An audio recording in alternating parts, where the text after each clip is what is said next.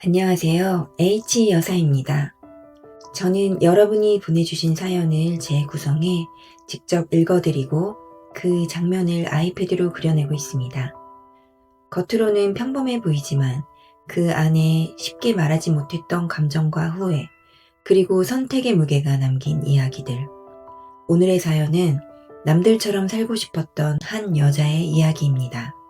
예쁜 것을 사랑했고 누구보다 스스로를 아끼며 살았지만 어느 순간 통장보다 자존심이 더 중요해져 버린 삶. 그 선택이 어떤 계산서를 남겼는지 함께 들어보겠습니다. 안녕하세요. 56살 박순영입니다. 저는 예쁜 걸 좋아했습니다. 멋부리는 것도 좋아했고요. 20대의 작은 회사 사무직으로 일할 때도 아침마다 2시간을 준비했습니다.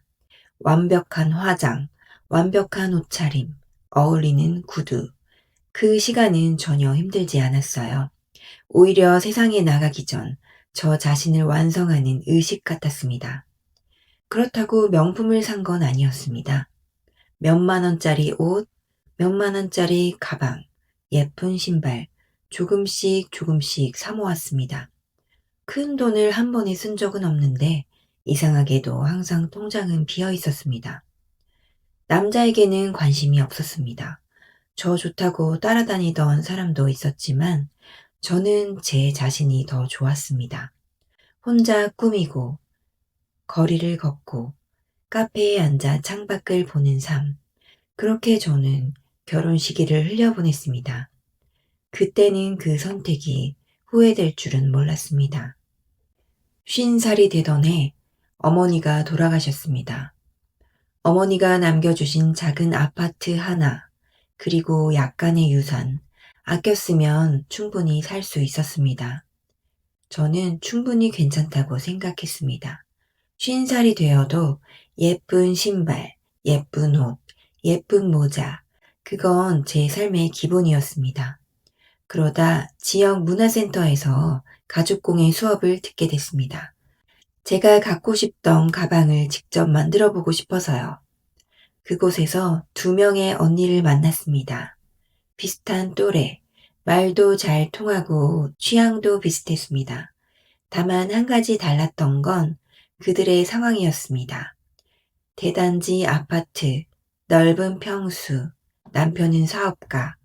그 언니들은 저를 보며 순영 씨도 여유 있나 보다라고 생각하는 것 같았습니다. 저는 굳이 부정하지 않았습니다.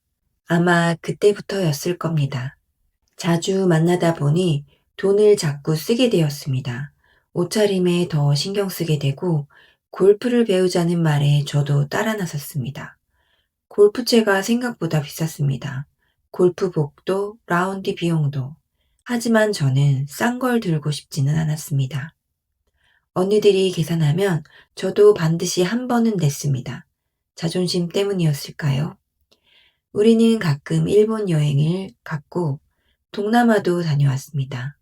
한 번은 유럽 패키지 여행도 갔습니다. 사진 속 저는 늘 환하게 웃고 있었습니다. 그런데 통장은 점점 웃지 않았습니다. 몇 년이 흘렀습니다. 유산은 거의 바닥이 났습니다. 카드를 쓰기 시작했고 빚은 생각보다 빨리 불어났습니다.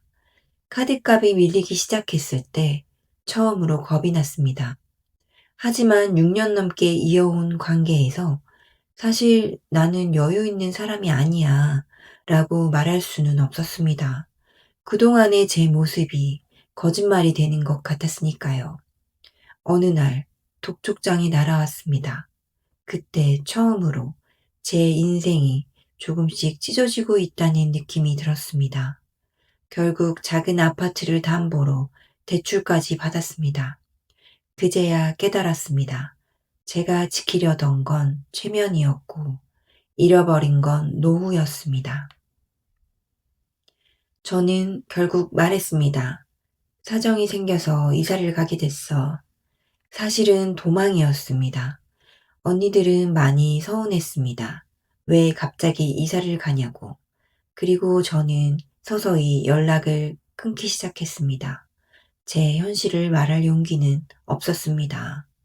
56살이 되어 돈이 없다고 말하는 게 왜 그렇게 어려운지 모르겠습니다.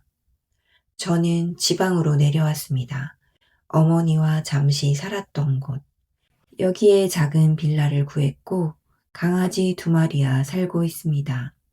처음엔 조용해서 좋았습니다. 하지만 밤이 되면 조용함이 무서워집니다. 저는 몇 년이 즐거웠습니다.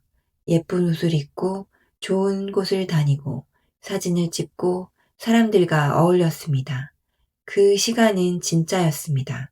하지만 그 즐거움의 대가는 빈곤한 노후였습니다.